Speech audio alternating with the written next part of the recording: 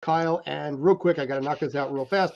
Welcome to the Sports Den on Zingo TV, channel 249 and 250. Kindly make sure to download the Zingo TV app on the app stores of iOS and Android. When you download, make sure to rate and leave a comment. Both apps are free. And lastly, Zingo TV is also available on Google Chromecast, Amazon Fire, Fire TV Sticks, Roku 6, and all Smart TVs 2016 and forward. Got the air back. So, gentlemen, how was your New Year's? Mine was good, and I must say I'm admiring the facial hair, Mr. Churson. Yeah, growing this thing out kind of came with the job. Um, the Apple TV series Severance has me back for a second season, body doubling for a guy with much more facial hair than I've got. Actually, much more hair than I've got, so I had to actually wear a woman's wig for the first month. Oh, But that's fun. yeah, but hey, it gives me health insurance, and I'm not dressing like Sailor Moon, which certainly could be a hell of a lot worse, especially with my legs. So, God. did you guys have a good New Year's?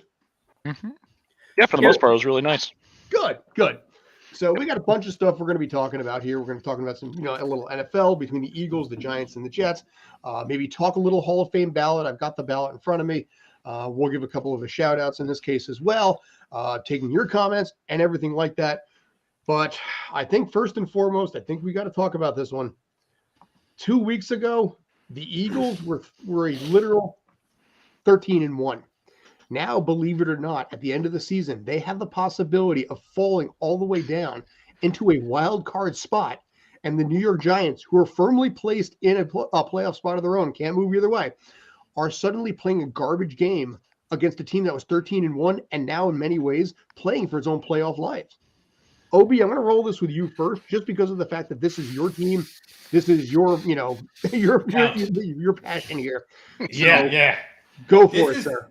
This is exactly not Nick Foles, right? I mean,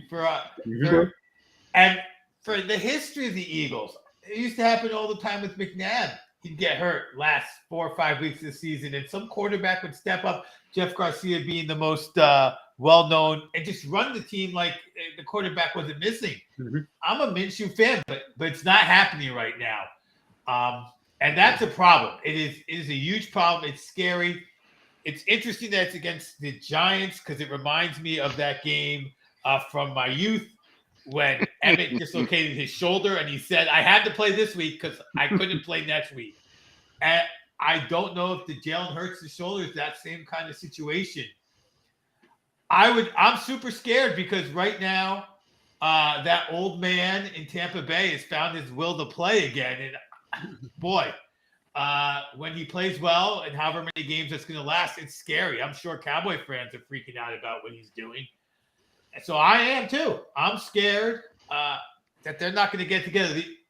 And the worst is the Giants traditionally play to win the game. I mean, I know it was Herm coaching the Jets when he said it, but I mean, you go back to when they played the New England in the 18-0 attempt for New England. Mm-hmm. The Giants show up to play these games. That's their history. I suspect that comes from the top, from the Maras on down. So I suspect they're going to come again to play. And I'll get a few more sacks. Get that defense rolling on Minshew, who can't throw deep. Or do you put in Hurts and risk, Thibodeau doing angels in the snow while you're lying on the ground to dislocate We'll talk about that one too, yeah. So I don't know. I'm scared. That's all I will say. I'm scared. And I'm the guy who's least concerned about, you need a good quarterback to win. We know I say that. But boy, this is looking very scary. The bigger issue, I think, with the Eagles has nothing to do with Minshew. It's the fact that the defense essentially didn't show up for the first half yesterday. That was a much bigger concern.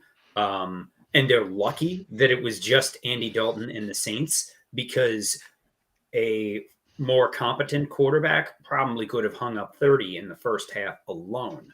Just the total yardage and total, they didn't get a single first down on offense. The Eagles did until right before halftime, but the defense sure gave up plenty. I don't remember the numbers, but it was disgusting. Just the offensive output by the Saints versus what the Eagles put out, and some of that is on the defense for allowing Dalton to throw it all over the place. But since it is still Dalton and the Saints, they only managed to get, I believe, 13 or 20 before halftime. And that is a bigger issue.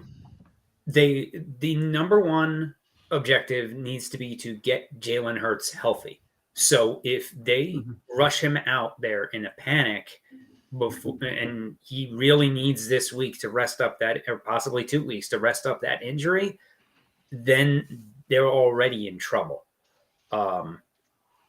Eagles fans, being how they are have every right to panic right now, because this is straight out of the Eagles history book. As Obi said, there was many quarterbacks. Jeff Garcia, I remember Mike McMahon one year, Mark Sanchez. There was always some, like, the Eagles rarely make it through a season with somebody healthy at the quarterback position. So this just comes to territory. And Minshew is a good backup, but he was exposed by the Saints. And the Giants, especially coming off of what happened a few years ago when the Eagles kind of rolled over for Washington, which took the Giants out of a playoff spot, but the Giants were 6-10, so Giants fans, as far as I'm concerned, had zero right to complain that year. But I don't think that the Giants, with the playoff spot locked up, are going to just pull the starters and roll over, especially not with the Eagles-Giants rivalry being what it is. I do not see. I see the Giants coming to play. I do not see them just rolling over to try and rest up. If the score gets out of hand one way or the other, then that might change. But the Eagles definitely have reason to be concerned. But what is helpful for them is that you have Dallas playing Washington. So with a resurgent Carson Wentz for Washington, that game might be even crazier than this one. I really don't know what to expect. This is getting a little dicey. Kyle? Yeah, that's John pretty much covered a lot of things that I was thinking about. This is kind of crazy that it's happening, but they are proving themselves to be a true Philadelphia team so far. But yeah, it's like Gardner Minshew is not a bad backup. Absolutely not a bad backup. It's just, but a backup is a backup for a reason. And as you said, he's definitely getting exposed.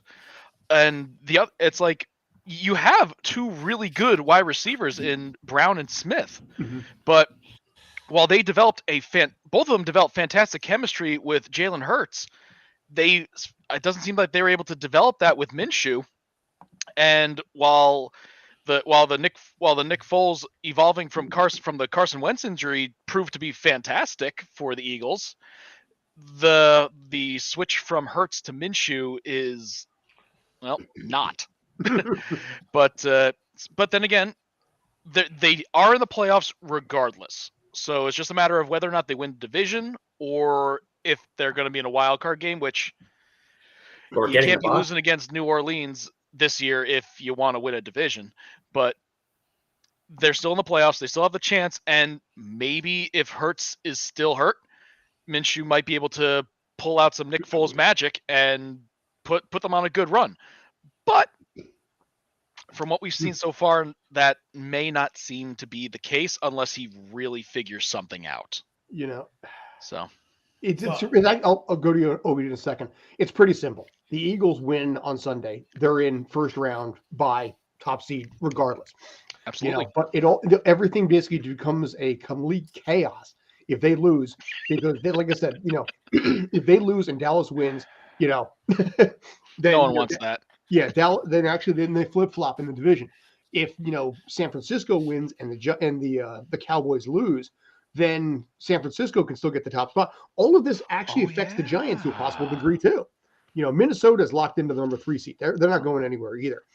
So it's a big question for Giant Nation in this case.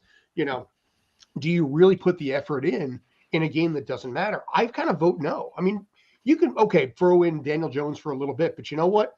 He's responsible for 4 touchdowns. You do not want to have that kid, or mere God in heaven, I can't believe I'm saying this. You don't want to have Daniel Jones injured.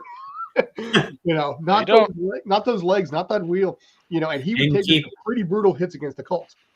And they need to keep all their wide receivers away from any kind of maritime endeavors for the next 2 weeks. Just like the last time the Giants were in the playoffs, if anybody even says the word boat in the locker room, they should be fined. I want to take us back to a few more Eagle points that I wrote down, forgot to mention that I think are important. The first is, as an Eagle fan who's watched, I'm not going to say I watched all 16 of their games, but I've watched the vast majority, the whole game. They are a slow first half team.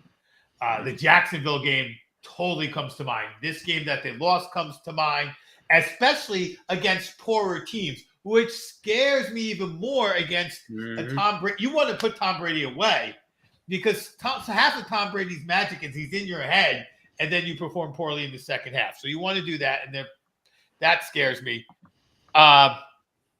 And Lane Johnson's out. I mean, this is one of those situations where we forget, the guy who's been protecting the blind side of the quarterback is out, which means, number one, it's really a problem for Minshew. And number two, more fear of having Hurts in if the shoulder's not good. I'm glad I'm not the coaching staff. I don't know how good Hurts needs to be. I mean, I guess basically it's the rule is the rule. The doctor says he's good to go. We need to win this game. He plays. But it's still scary without Lane Johnson there. And, the other thing I did say, right, they've had bad first halves against middling teams. So those are the 2 points I just wanted to add in there. For the Giants, I am a believer in momentum carries through. And it's not just winning. It's the mindset of going out to win, especially with a team that has not made the playoffs in a long time. I think every win for Daniel Jones is every snap for Daniel Jones. It's inconceivable. I'm actually really kind of happy that I was able to play with be able to do stuff like this. But what you think it means. But like I said, the fact that Daniel Jones has won me over. It kind of blows my mind to give the fact that this kid that I want Dwayne Haskins. But if you can keep him healthy, I think sometimes different leadership is better for a kid, for personal growth. And you're seeing that now where the turnovers are down. He had the longest streak without an interception of any quarterback in the league for a while. You're seeing the mistakes being taken care of. Is he going to be great? Probably not. But you know what? He can be somebody you can build a team around. You get a couple more weapons in there. You keep those legs healthy. There's a potential Super Bowl there. I don't want to jump the gun too quick, but like I said, the Colts are kind of a weak team there, but he ran for 2 and threw for 2, and that game was over by the end of the first half. I've never been a Daniel Jones hater. I think he is good enough to put a team around. He's never a guy. Don't look at him as a guy who's going to win you on your own, which means there's a problem when it comes time for his contract, because he's going to want to be the highest paid quarterback in the NFL, because that is what happens. Your contract's up, you get put into that number. I mean, maybe not the highest, but you get put to where Dak got put, 4, 5 overall. Guys are going to quickly pass you, but people are going to talk about, does he deserve that money? And it's either but then do you get another rookie and hope that he builds up to that? It is a tough position to be as a GM that, with Daniel Jones, and he's exactly where he is. I'm not sure if because the Giants declined the 5th-year option for Jones, so he is a free agent this upcoming offseason because with the option decline. Now, are they still able to franchise him after declining the option? Because they could go the Kirk Cousins route or the Dak route and franchise him if they really want to keep him for one more year. But if they're able to do that, which I believe they are, while it would pay a hefty price to do so, and I'm not sure what the Giants' cap situation is next year, they may not even be able to fit him under the cap because the Giants are kind of in cap hell for a bit still. But it depends on how they go in the playoffs. If they quickly wash out one and done in the playoffs, then I think, and Jones plays poorly, then then I think some hard choices need to be made. But somebody probably will overpay for Jones. Okay. I wouldn't be surprised if it's the Jets, honestly. Especially given the current crop of quarterbacks out there. Absolutely. But let me ask it this way. What are the chances Jones looks good against the 49ers? I mean, no disrespect. They're playing the Niners, and most likely. I mean, I still think the Eagles are going to win this game against the Giants. I think the Giants are going to go in. I think they're going to play, but I think they're going to play like Scott in a protect the quarterback kind of manner. Let him get some reps, and the Eagles, I think, will win. So you're talking about playing the 49ers. What quarterback has looked good against the 49ers? Like, Jones isn't going to look good. No. I'm hoping they play against Minnesota. Are they playing? I thought you said Minnesota was locked into that. Minnesota, I believe, is locked into the number 3 seed.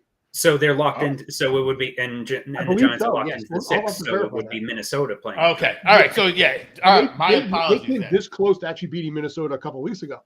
So that was a game that was winnable. But there's one other question that you have. There's one other person you got to bring up who's also a free agent and going to get bank. That man. Saquon is going to get paid. That's the other issue. You can only franchise one.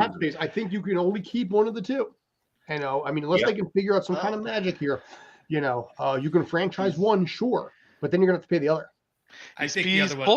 He's pulling out one heck of a contract a year, especially given the 4 previous years where he got hurt within a game or two, or just was hurt before the season. He had more games missed than actually played, I think, in the first 3 years. Yeah, and then he finally comes back and is healthy and pulls out what he's doing. He's just going to get a lot of money, and then he's probably going to go on the IL for the next 5 years. Yeah. Never pay a running back. That is a cardinal rule in the NFL. Never give a big money contract to a running back. Anybody who's gotten one in recent years, all of them have gotten injured. Well, it also because when they get their big money contracts is when they get them. It's like they're already in their like at the peak of their career. That's when they get the money. So yeah, they are. All of them are going to start collapsing. Saquon's going to be 26 next year. Yeah, and that's old. That is for a running back. For running backs, and actually, for that matter, so will Daniel Jones. Yeah, well, and that is young for a quarterback. Quarterbacks last a little longer usually, depending on how well they throw and if they can move or not. But yeah, he's no Peyton Manning or even Eli Manning. But Jones has probably got 10 years left if he's going to, and Saquon's got 4 years left. I mean, I think the Giants have to say goodbye to Saquon because they can just look over at the NFC at the Cowboys and be like, "Oh, the Cowboys are real happy that they spent all that money on their running back as opposed to keeping what's his face they let walk over to Cleveland." They had to trade Cooper to Cleveland. They could have had two wide receivers and then Pollard. There's always another running back coming. There's another train coming. Somebody else is going to sign Saquon and decide what you want to do with Jones. But I think you say, Saquon, thank you.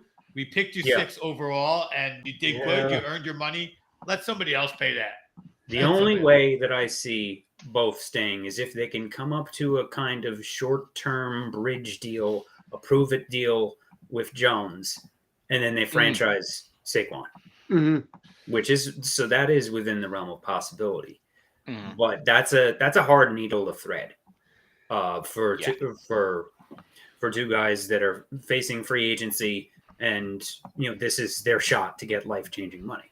Now Jones, being a quarterback versus a running back has a bit of a longer window if he can prove it.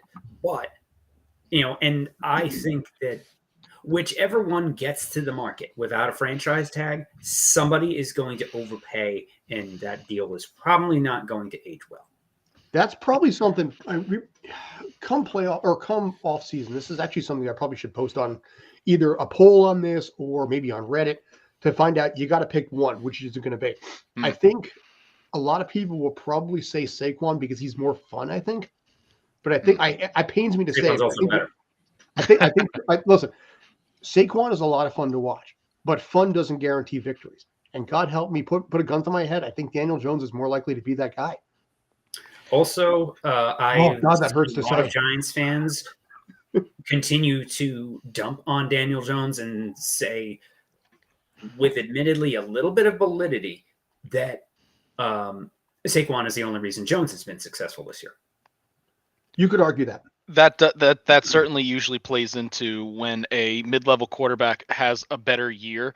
It's usually because some of the other tools in the lineup and the offense really start playing well, whether it be the defense being dangerous, or usually it is the running back or the tight end being an absolute threat. It opens up the door for the quarterback to actually, survive for more than like 2 seconds, because it's like, okay, do they hand it off? Well, we got to guard against the run.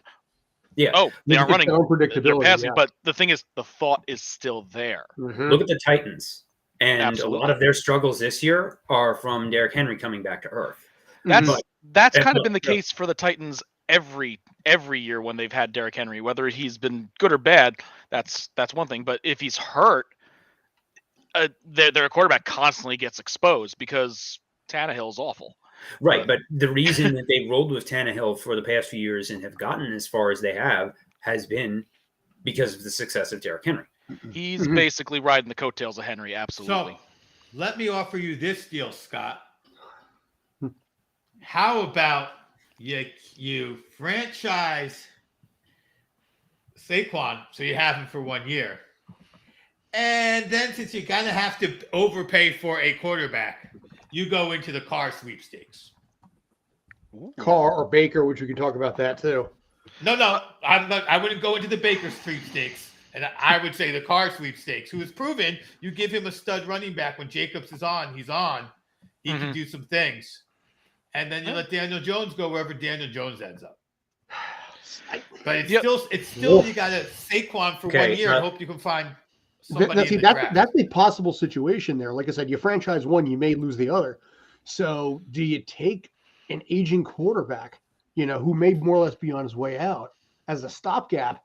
I mean, that's kind of what you brought in Tyrod Taylor for. He was a 2-year deal also. Well, wow. The other thing that's a tough one. But the other thing that you got to think of, say one of them leaves. What other options are there, whether it be in-house, free agency, or through the draft? You can there's a better chance of finding a running back that might be able to pop out, just like explode early on the scene, than it is to find a quarterback that will do that, or that will fill the gap. While the difference, while the gap between, say, like a Daniel Jones replacement is not as large as, say, like a Saquon Barkley replacement, Jones has proven that he can still work with the offense, and even if he's constantly getting the hell beat out of him because the offensive line's a box of tissue paper, he still can run an offense for the most part, whether win or lose. It's still better than, say, like Zach Wilson or even Russell Wilson at this point. Now, Kareem Hunt's Look, available. the best running back in the draft last year went top of the second round to the Jets and Breece Hall. The Giants are going to be in position to almost stretch for the best running back, assuming – actually, I think the number one running back, whose name's escaping me, there are talks that he could be top 10. But the number 2 running back, they'll be in position to either stretch for him. But you can't count on a quarterback who's going to be after the 10th pick. That quarterback is a roll of the dice. Yeah.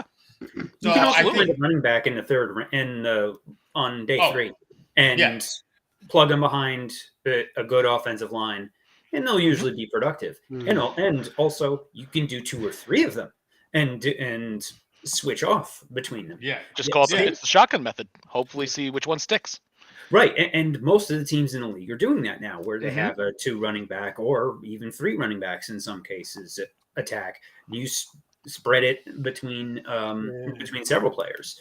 Or you could pull running backs are the shortest average career for offensive skill positions. By far, I'm trying to figure out a way to easily replaceable. Yeah. I was just looking at this too. They have an estimated $53 million of cap space, or $56 million rather, is the current contract estimate. Let me hide you could get Jamal Williams Jamal Williams isn't going to be cheap. Don't get me wrong, but there's a bulldozer you can get for a quarter of whatever you think you're gonna have to play Barkley. Yep. Mm-hmm. Absolutely. So there's also you could also try to pull out like a unicorn like that tight end on New Orleans, Mhm. who plays tight end and quarterback. Well, I mean, I think that may be the bigger. Like here, we're really going That's a down to unicorn. Giants loophole hole. Like what they really need is another weapon wherever it is. If you get rid of Barkley, so can you find a tight end to really pick it up in the draft? Can you find a stud wide receiver at, let's say they're picking 20-ish, that can make a difference in his first year? To really, like you said, I agree with you, Kyle. You can take an average quarterback, but then you need to load up everywhere else. Exactly. Mm-hmm. And I think that, and so can they find that other thing to pair along with him? And again, if they can get a deal on Jones, let's call it $25 million. I think that's a deal for a quarterback these days for 4 or 5 years. Then you're really sitting pretty. So, and then I feel like Jones is getting into the playoffs, has played, like, back to the subject at hand. Jones has played well enough where somebody is going to pay him a 4-year deal in that starting quarterback range, better than a Mariota type deal. Mm-hmm. And I think if it's not the Giants, then where are the Giants going to go? Like, what are they going to do? Are they going to go after Carr? Are they going to go after Mayfield? Are any of those names more enticing because they're coming from outside than Daniel Jones? And is it more enticing because you get to keep Barkley for a year or two? Yeah. And between the two, by the way, the Giants could still win the Super Bowl at this point. They're in the playoffs. They're in the show. They're at the dance. Well, if Jones can somehow pull out a Super Bowl, top of the list. There you go. You're gonna have like an Aaron Judge situation where he can kind of command his price within reason. But have a Joe Flacco, exactly a Joe Flacco. Yeah, Joe Flacco is probably the better option. Absolutely, Joe Flacco is the much better analogy. Yep. It's like he got his championship, so now he's just going to be playing with house money for the rest of his career. Yeah, he got his ring. There you go. Yeah, he got his ring, or if hypothetically he could get his ring, and then he could go off, get a nice 4 or 5 year contract, finish off his career, be happy wherever the hell he wants.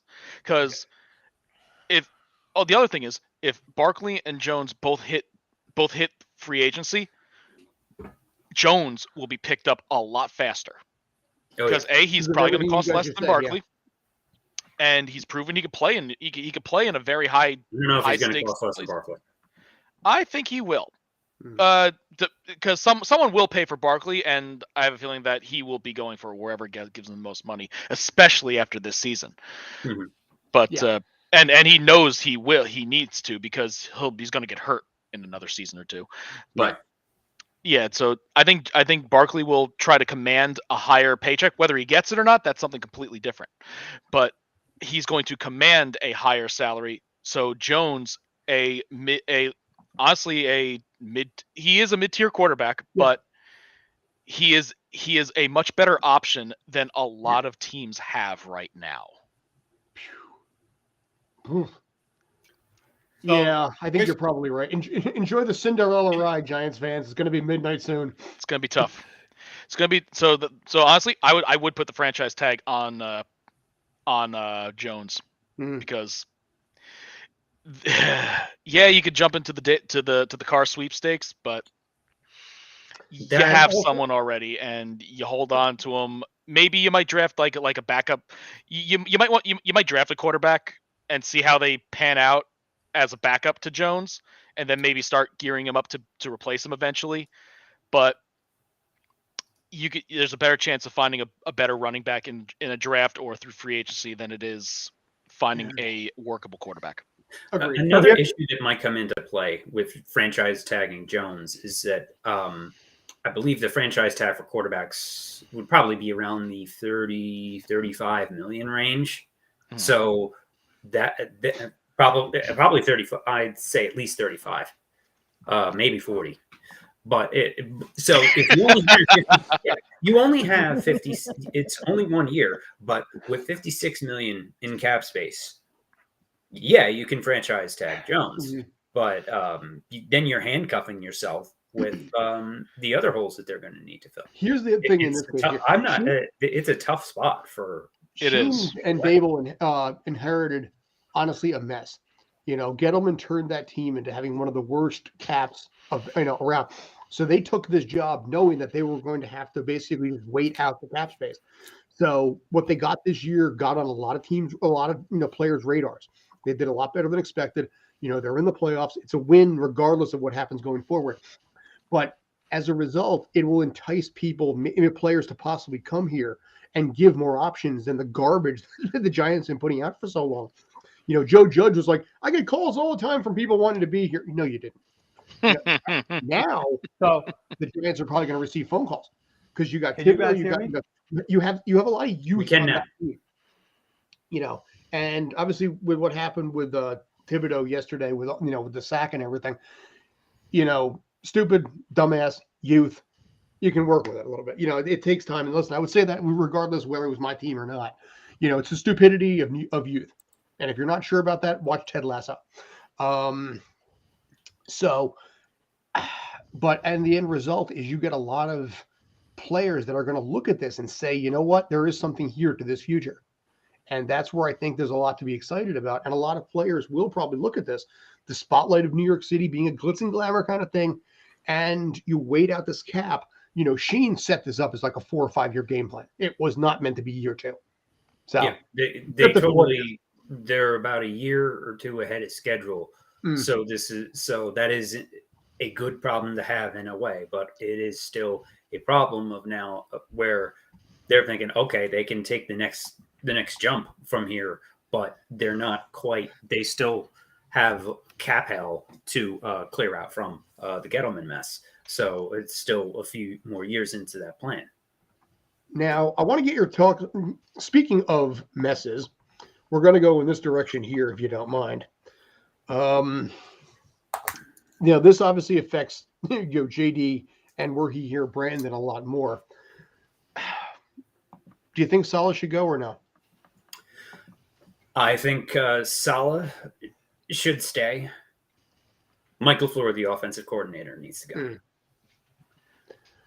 Now, I put a post out there.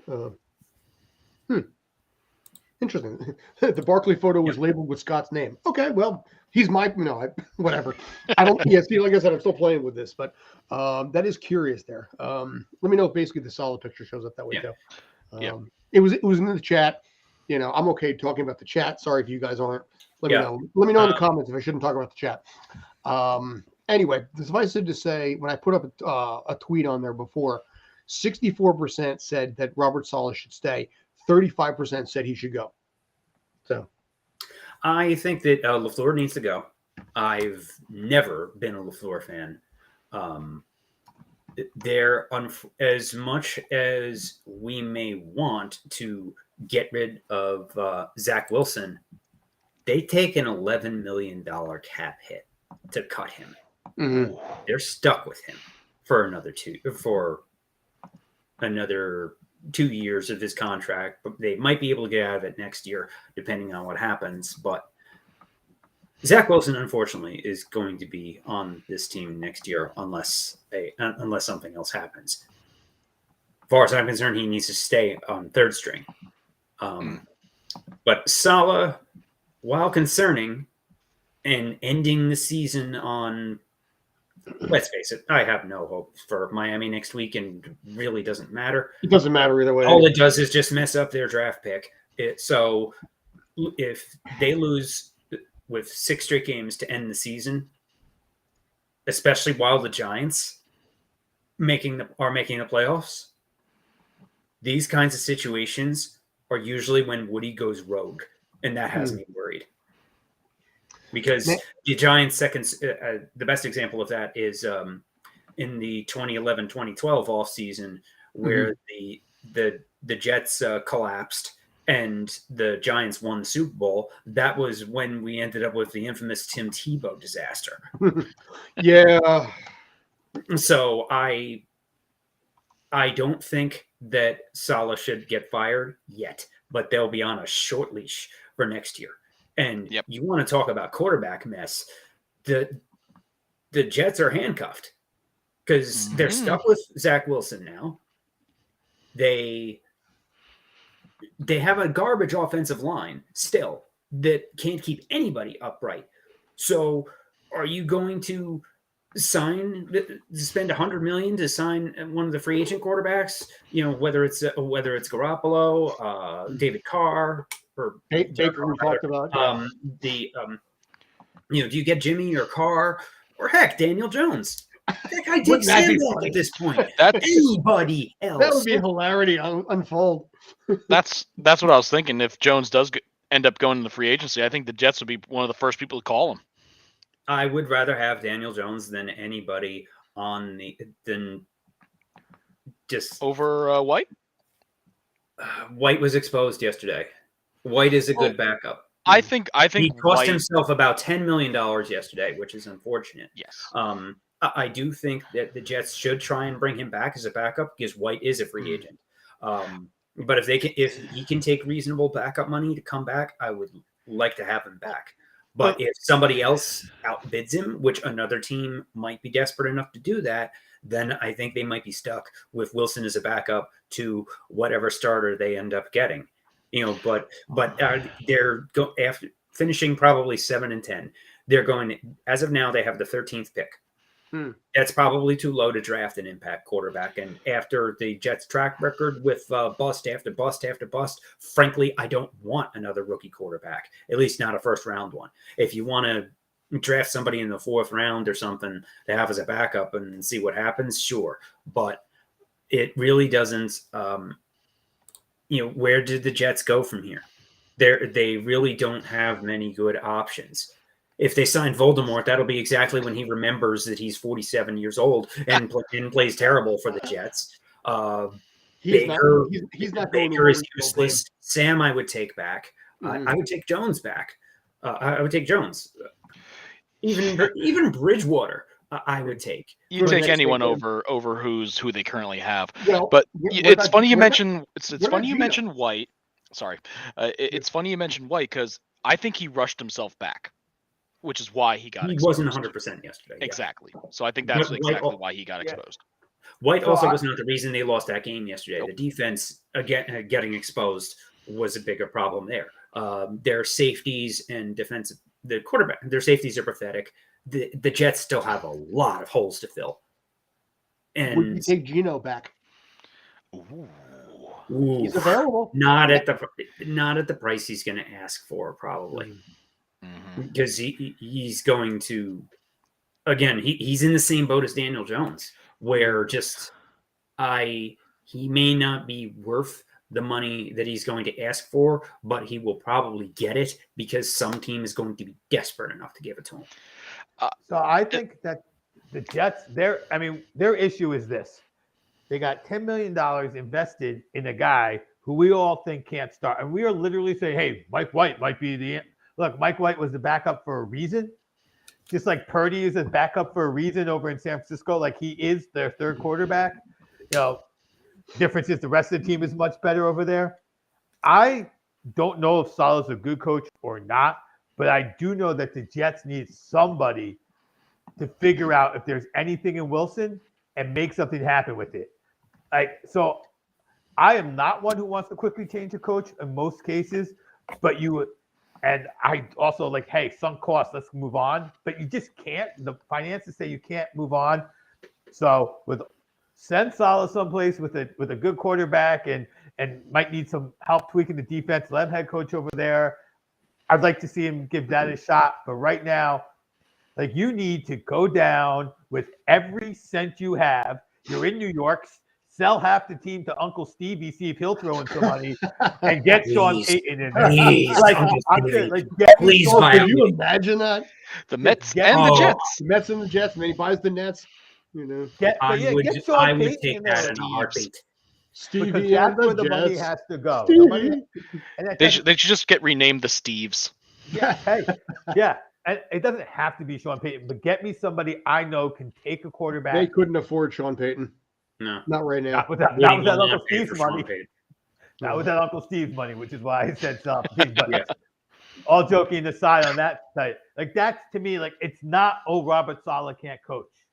I've seen glimpses, especially on the defensive side, where maybe this guy can coach, but he has a quarterback situation and a leadership situation that he can't get out of because of the way football finances work.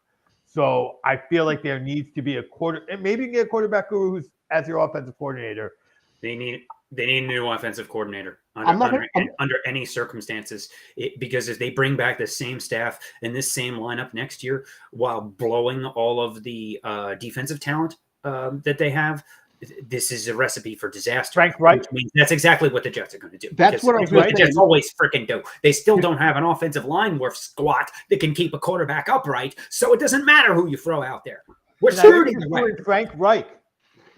You know, That interests you in Frank Reich coming in being your quarterback. I think you'd be down, Yes, for that. I will take Frank Reich as offensive coordinator, not as after his curious offensive coordinator. Yes, But here's the funny thing on this. I'm not going to expand that out. But if you see the column, like the 305 in that column, that's the amount of points that were given up each of the last X number of seasons. So this is right now basically going to be, it has been the best in however many years on the defensive side. When they went 10-6, they gave up 314 points. Granted, in 16 games, they could possibly beat that in 17.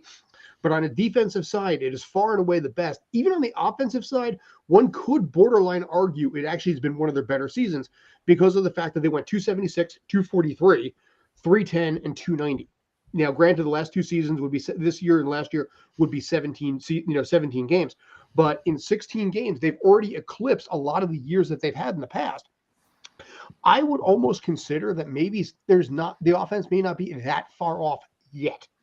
I think if they had even decent quarterback play, they'd be a playoff team. But because they have the second coming of Jamarcus Russell, they're sitting where they are right now, and they can't get rid of him because they're stuck with an $11 million cap hit. It's the new Leaf. And additionally, obviously, Joe Flacco, he's done after the season too. So one would assume they're probably not going to pick him up. Flacco is done. Thank you for he had a solid career, and for what he's done with the Jets, he's done about all that we could ask ask him for. The guy clearly his career is done. Yeah, he has no movement left. At 37, whatsoever. he's done. Yeah, but no movement left. He'll go out well. I think New York Jets fans will appreciate what he did, even if it was behind the scenes for the most part. And he'll get a coaching job, maybe with the Giants, or maybe with the Jets. He is from New Jersey. I think he's from South Jersey. Yes, he is. He's from South Jersey. Yep. He's Jersey's finest. Funny, that ain't saying much, dude. Yeah. Scott, a mutual friend of ours actually cut his highlight film in high school for college. So yes, he's a Jersey boy. Did he use Windows Movie Maker? That's more a joke for Kyle than anything else. Oh my gosh! I cut my first reel on Windows Movie Maker. Never ever used that program ever. Windows Movie Maker was great for what I needed it for. That bastard! I had to save it after every single thing I did because it would randomly crash. I literally every single change I had to save it at that point. Hated that thing. Oh anyway. Yeah. It's great if you just need to snip a couple clips and be done with it. Do anything more in your SOL. Yeah. Were we talking about the Sun? What's that? He said SOL. I always respond with, why are we talking about the Sun? Well, you might as well fire that program into the Sun at that point. Yeah. Anytime a program operates off of Bing, along with Aaron Hicks. So we could talk about that certainly. Yeah. But so the Jets and the Giants, the Giants at least have hope. With the playoffs, we'll see what happens there. For the Jets, the Jets are just the flipping Jets again, and at least now living in the Philly TV market, I don't have to watch this garbage every week, and I can actually do things on Sundays. They were better this year than the last two, though. You got to give it that. Yeah, but also at the same time, we went into this talking about the fact that the Jets were going to win maybe 7 or 8 games. If you remember, we had predictions of what we felt was going to be a good season. 7 or 8 wins was considered to be, back then when we did this back in August, a good season. And you know what? You've hit the 7. But it's one of those things that you had the expectation, you had the hope, you had the belief, and that was the end of that. That's why you feel the way you do. But and that's why when Brandon holy shit, we ended up 8 and 9. Dude, Yeah. you were like happy as heck. But also, but with this, all it does is screw up the Jets draft pick. Oh, I know. That's ultimately all it comes down to. At the end of the season, you're in the same spot. Yes, there was something to build on this year, but the Jets don't have a position to build on it. And this is exactly why when Brandon and Sammy and other Jets fans were talking about playoff positioning and all in the middle of the season, I said, no, just the Jets. It's the Jets. They will and usually do blow this somehow. It is the only way to be a fan of this team is to be completely dead inside and have no hope for them ever, because then you're never disappointed. So, I mean, to your You're also point, a Met JD, This isn't fun. No, Why but do we do this to ourselves? to as JD's Jets point fans? about I think the desperate or the angst that I feel is, they are my AFC Goomba. When I look at the Jets, is like you look at Jacksonville, they may not win the playoffs, make the playoffs. They may end up with are they guaranteed a 500 record? Right, they're 8-8 now. Well, So they're borderline. They're not. Yeah. They're leading their division. If they win, they're in the division. They win their division. But if they lose, they're 8-9. But Mhm. you know what? You look at that position, and as much as I hate to, say it, you look at the most important position in sports, and you're like, oh, this kid that was the number 1 draft pick overall, he has shown some really bright spots and very few clunker spots. This is a team that feels comfortable with the 13th, 14th pick. Buy me a slot, put me in somebody, get me another wide receiver, get me a piece at the top 15 pick. I'm going to feel good if I'm a Jacksonville fan. Where if I'm a Jet fan, the biggest issue on my team is a janky quarterback situation that I have $11 million of dead cap space on, no matter what I do with, and not a lot of great options in the free agent market to be like, okay, well, we'll figure it out. And that's why when I look at JD, of course he's frustrated, even though he got the wins, because it's nothing to build on. It's just garbage. Mm-hmm. Yeah. The other thing is with the crappy quarterback, it makes all the wide receivers look worse than they actually are. And when they eventually leave, you see them explode somewhere else because they finally get themselves someone who could throw to them. I would not be surprised if a player like, say, Denzel Mims goes somewhere next year and then goes crazy. Mm. Right. Yeah, it looks like John may have gone into Frozen Land. Well, talking about anytime you're talking positive about Denzel Mims, that's what happens. Your computer's His like, camera wait, broke. You saw what happened to him before when he went off about the Jets. So that just basically, it wasn't the fact that basically his system froze. It's the fact that basically he just froze. He blew a fuse. Hey, you're back. He's like, the Jets caused so much pain they broke my internet. That's exactly the joke we were making. God, yeah. Actually, I'm not sure how much of that you heard, but yeah. So we'll see what happens. But I figure basically we can move on real quick if you want. We have the Hall of Fame. We have college football. Which dealer's choice? There's 3 of you. Which do you want to go with? I personally like to go with the Baseball Hall of Fame. Just get a quick look at who's available, and being that the voting is coming up soon, I think that might be an interesting idea. And then perhaps go into the Baseball Hall of Fame. All right. I inadvertently closed something. No, I love talking about it. Hall of Fame opinions. There we go. So, look. Oh. There's your returning stars, by the way. Mm-hmm. So Scott Roll, remember Scott? Yeah, A-Rod's actually 34%. A-Rod. Yeah, Chef has Andy Pettit. So I will be voting for all 3 of the steroid users who totally deserve to be in the Hall of Fame. That would be Alex Rodriguez, A-Rod, Manny, and Sheffield. Although many of the other guys on this list are also steroid users who are probably close to deserving to be in. Like Pettit. I was about to say, didn't Pettit get tagged by it? Yep. He admitted. He used an HGH. He did get tagged. He admitted. Okay. I believe Andrew Jones as well. He admitted it and didn't lie about it. There's people are a bit more forgiving of him. Yes, even though it's still 10%. Andy Pettit's just one of those really likable guys that you can kind of get away with it. If you're Andy Pettit is also a player. You don't get away with as much.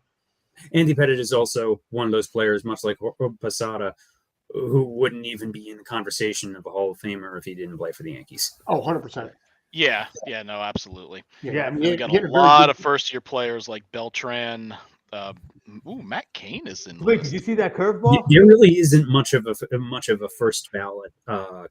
Yeah, Correct. I think it's going to be another year where maybe 1 or 2 people get in. Yeah, At here's- most. It'll be here's interesting to here's the list see for the first year. how they go with Beltran. Yeah. I would be Yes. surprised if he's less than 5% and out. I would not be surprised either if he's less than 5. But I'm surprised Jacoby Ellsbury's on this list. So, like here, had here enough is numbers. the thing. This is totally predictable. We're not letting in the best guys from the era because they use steroids, and then you have to make a case for like Jacoby Ellsbury. I'm sorry, no one deserves to get in the Hall of Fame anymore because the 2 best players I've ever seen in my life are not in the Hall of Fame, and they didn't get in again on the elder back. while they let in Ortiz. Oh yeah. Yeah, And Ortiz. Ortiz is They- one I was of going to say they already broke the What seal they're with doing is Ortiz. travesty. yeah. Yeah, out of being those that they first- broke the seal with them. Yeah. Out of those first ballot players, I wouldn't vote for any of them. R.A. Dickey might conceivably be one of the closest ones, man. I would throw a vote Yes, for R.A. good Dickey years just to be because I able to, love the knuckleball. Yeah, Yeah, and I'll he did vote he for did her. a Cy Young with it too. It's the only I'm- pitch I can throw. I'm just going to sit there and watch a curveball on Carlos Beltran, and then we'll see about next year. Watch Carlos Yeah. Beltran trying to hit a curveball. Uh, But no, All right, so with the returners, if you could scroll back down scroll for back that. Roland, yes. I think he gets in this year. Mhm. I agree. Hilton, no, because I just generally don't vote for anybody on the Rockies because those numbers from Coors Field are an absolute joke. But the thing is, Helton was able to put up numbers everywhere else too. Like he's that one guy that while he may have some inflated numbers in cores, he still put up really good numbers elsewhere. So that's But like not Hall of Fame sa- numbers. same thing with like Larry Walker. Mhm.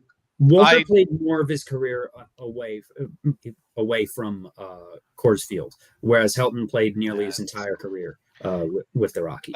Hey, Maybe Scott, so, do you but have like an I said, image of this with stats? Helton I would give it to.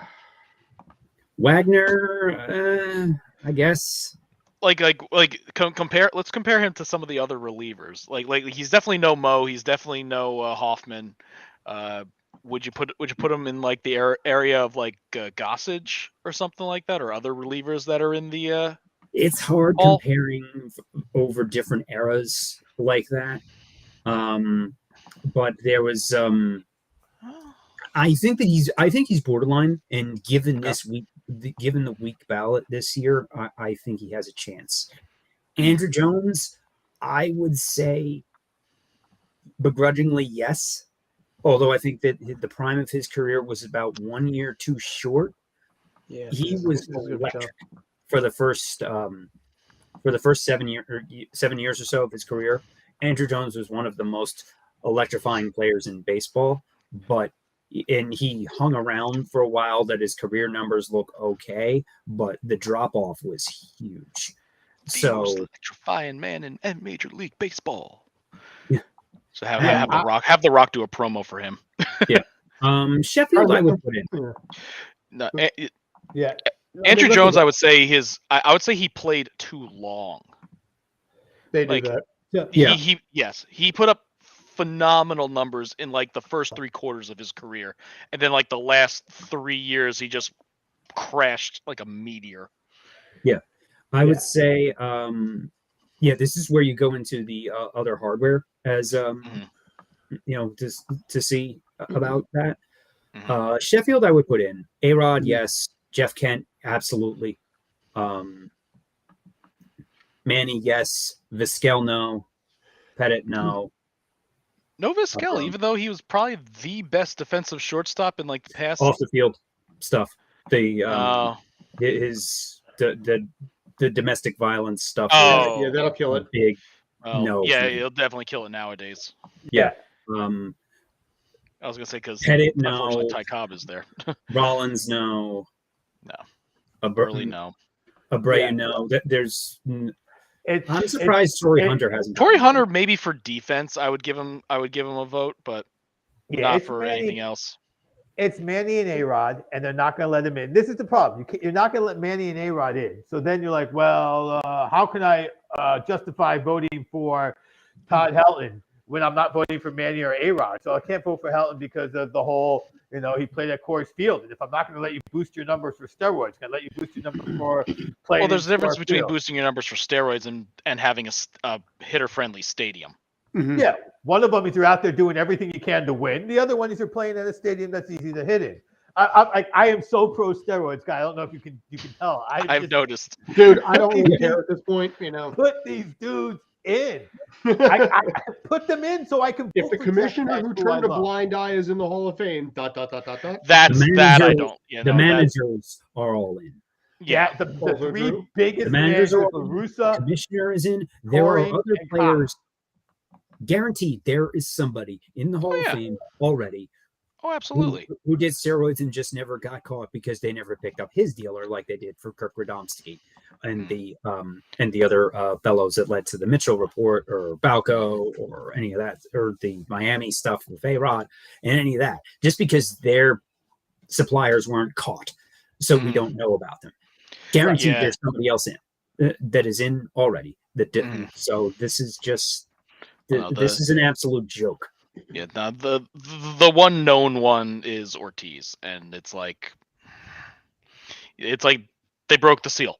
So now you know what you don't have the argument of it being known impurity or something like that. But I want another so thing. you know what?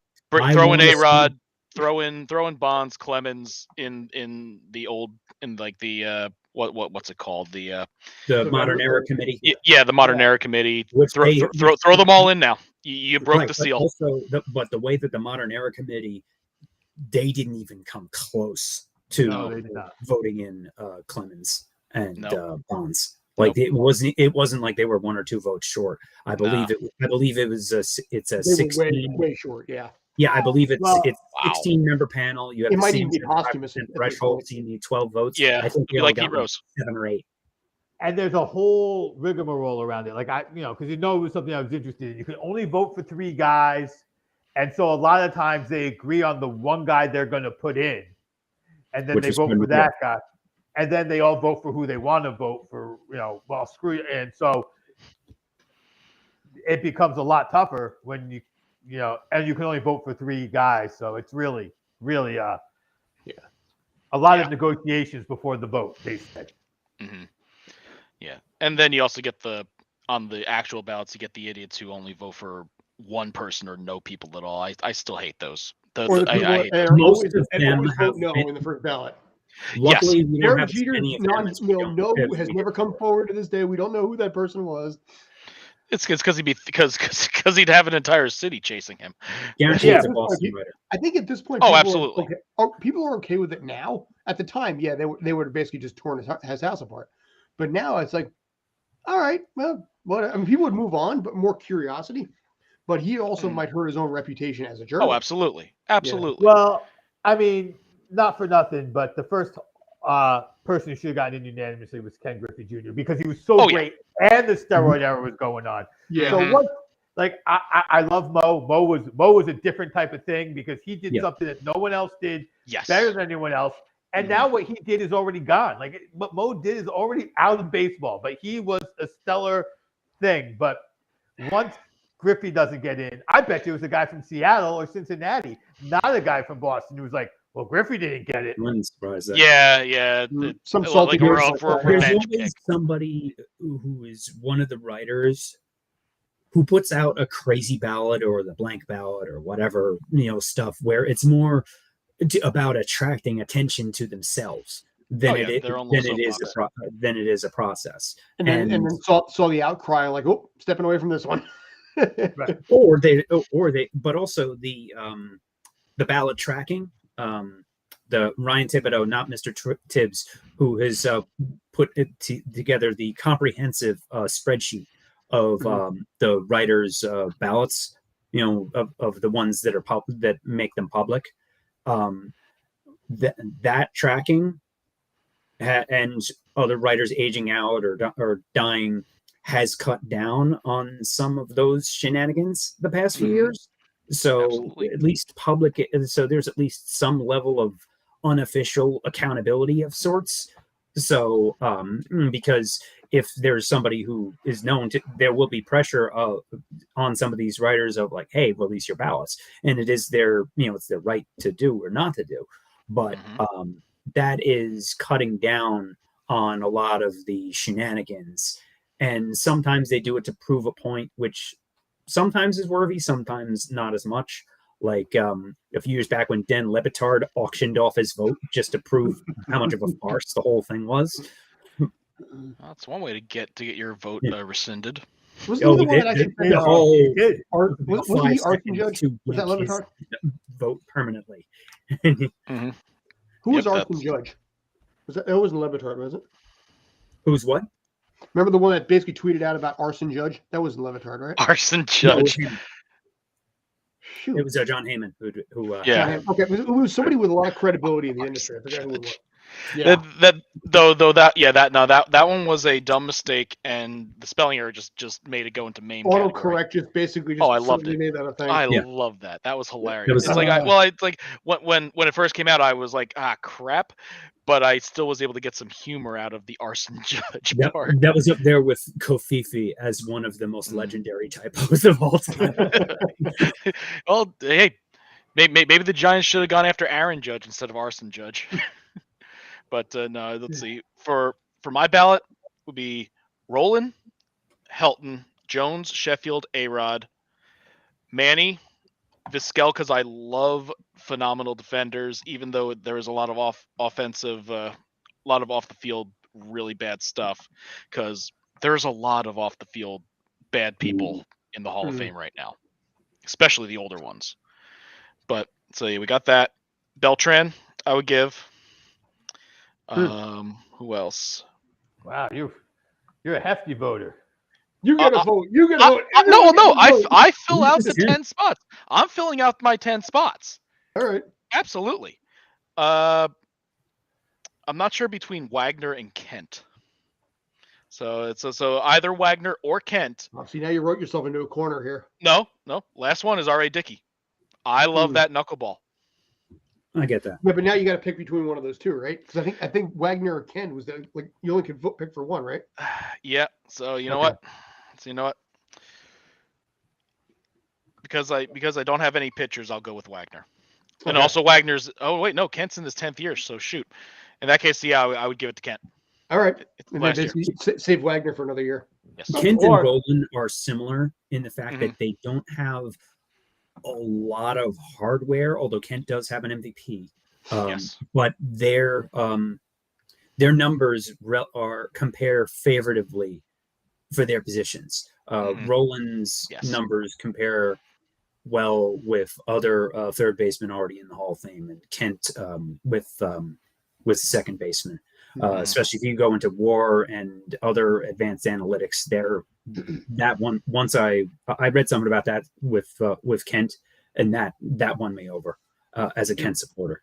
Although for the one that we do know for sure is going in is Fred McGriff from the Modern Era Committee. I want to see Tommy Mansky introduce him, because Tommy Mansky goes into Hall of Fame by proxy for that. McGriff deserved it. Yeah, McGriff. I think he got screwed over by the voters. Yes, and I believe that's why they made the deal that Obi talked about to put him in. And I personally would not vote for Beltran because of all the Astros garbage. Yeah, but that happened when he was a coach, not as a player. But he was heavily involved in that. That was why he was immune to it. Oh, that was his last. Oh, yeah. Yeah. So and he was one of the orchestrators. He was one of the big three. Oh. Yeah. But in that case, that's the new switch Beltran with Wagner. With Wagner. Yeah. No, because of Beltran's role, that's why the Mets fired him as manager after they had hired him. Didn't even coach a season. Didn't even manage a game. That's how coach a game. That's how. And the Yankees are like, that's okay. You come and broadcast for us now. Well, I was going to say they have A-Rod as a broadcaster. Why not? Yeah, the S Network, the home for wayward retired Yankee souls. That no one I mean, on the field, sure. transgressions should keep you out of managing, but should not keep you out of the booth. Off the field transgressions could keep you off of both. But what he did was an on the field doesn't mean he doesn't know the game better or than everybody else. He can speak, to the game. Yeah. He probably knows it better. Figured out a new way to cheat. And well, he's also one of the only ones who actually at least expressed remorse about it. Yeah. None of the other ones really expressed remorse. All they said was just like a token. We Oopsies. apologize for any inconvenience. Yeah, exactly. No, he actually apologized, Hmm. which is more than I could say for most of them. And he also wasn't a schmuck about it. Hmm. Yeah. Well, yeah. I'll All do that would be true. Well, but they got another World Series ring for us, so they, Yeah. starting to remind you of the Patriots. Worse than the Patriots in this case, I would think. But Mm, The yeah. difference right. is Dusty Baker is actually likable, unlike Darth Hoodie. yeah. Like I said, yeah, True. the only ones I'm happy that actually got a ring was Dusty Baker and Trey Mancini. Fair. The only ones. Everyone else on that team can go screw off. Not even Pena, Michael Pena, the rookie. He was a schmuck with every hit he had. Just with how he, it's like how he it. I don't. It's like definitely gets the numbers. I'm certainly he can warrant it, but I don't like players that are absurdly smug about Yeah. shit. There's I'm also getting- a lot I'm of getting burned out on that, players too. team that on the Astros that weren't even there during the trash can stuff. It's it's the same reason why I don't like Donaldson. The guy hits like under 200, and yet when he finally does get a hit, he acts like he's the he's the mightiest person on the planet. No, Trotted out a home run that ended up being a single. exactly. wall. It's like no. It's like make sure that ball is over the fence before you pimp anything. Timo Perez has entered the chat. Yeah. It's like have some energy, have fun with it, go right ahead. Don't act like an asshole. Yeah. $25 million, but he's got one more year on that deal. Mm-hmm. Good call, Yankee Nation, on that. So, I figure we can probably come close to wrapping this up. But JD, you had something you wanted to mention, though. I think, right? Yeah, I just wanted to take a few minutes to acknowledge the passing of former Seton Hall men's basketball coach Louis Orr. Died on December 15th at the too young age of 64 to pancreatic cancer. He was one of the first marquee players in the history of the Big East with Syracuse. Was part of Jim Boeheim's first recruiting class at Syracuse with Roosevelt Bowie. The Louie and Bowie show won 100 games during their 4 years, from 76 to 80, during an era where teams played a lot fewer games than they do now. So that put Boeheim, Syracuse, and the Big East on the map right out of the box. He then played in the NBA for 8 years, 2 with Indiana, and then 6 with the Knicks. He and then coached under Pete Gillen and Boeheim, and was a head coach at Siena, Seton Hall, and Bowling Green. He was at Seton Hall for 5 years, from 01 to 06, 2 NCAA berths in 2004 and 2006. He's one of only 3 coaches in Seton Hall history with multiple NCAA tournament berths, along with PJ Carlesimo and Kevin Willard. And Louis Orr was there's only 3 of them. And they also won a game, upsetting Arizona in 2004 in the first round, which that was a team that had several future NBA players. I also, on a personal note, I was a manager on that 03-04 team, and Louis Orr was one of the nicest people I've ever been around. Imagine if Mr. Rogers was 6'8" and a skinny former basketball player and coach. That's what Louis Orr was. He'd be changing bigger shoes. Yeah, but he was he a soft-spoken, wonderful, nice man. He was a holy man, a religious man, but not in a preachy in your face kind of way. And he was just a wonderful person to be around. And we need more people like Louis Orr in this world. Fair enough. So.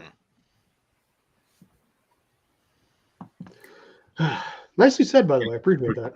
Very good. Indeed. Sadly, the timing was weird based on some of the stuff that came in the chat, but Perfect timing for that. Oh, it was fantastic time. Bloody good timing on that. So, all right, gents, you think we're good?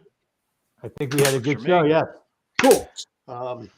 Thanks as always for tuning in. Coming up very shortly, it is going to be on the cinema side of things. It is going to be Jeopardy round 3. Ryan's going to go for his 3rd straight win, this time by vote, with over 50% of the vote of about 450, 500 votes at this point. Over 50% voting anime in this case. So we're going to see what Ryan can do, what Davion can do, and God help me, in my case, what I can do. I'm predicting 2nd place, maybe, probably 3rd place. If I'm lucky, 2nd place is a win for me. But Ryan will go for 3 wins in a row, see what he can do there, taking the comments, taking the mockery, and basically, you know what, taking the pride. Anyway, thanks to you. Oh, actually, sorry. There, you. Yeah, one of these things. Dude, I'm used to being up where JD is. I'm kind of used to where he's thinking that. Hang on a second. There we go. There we go. Yeah, sometimes they go that way. Anyway, thanks as always for tuning in. I appreciate it. You guys are awesome. Thanks. Take care. Drop me a comment. Let us know what you need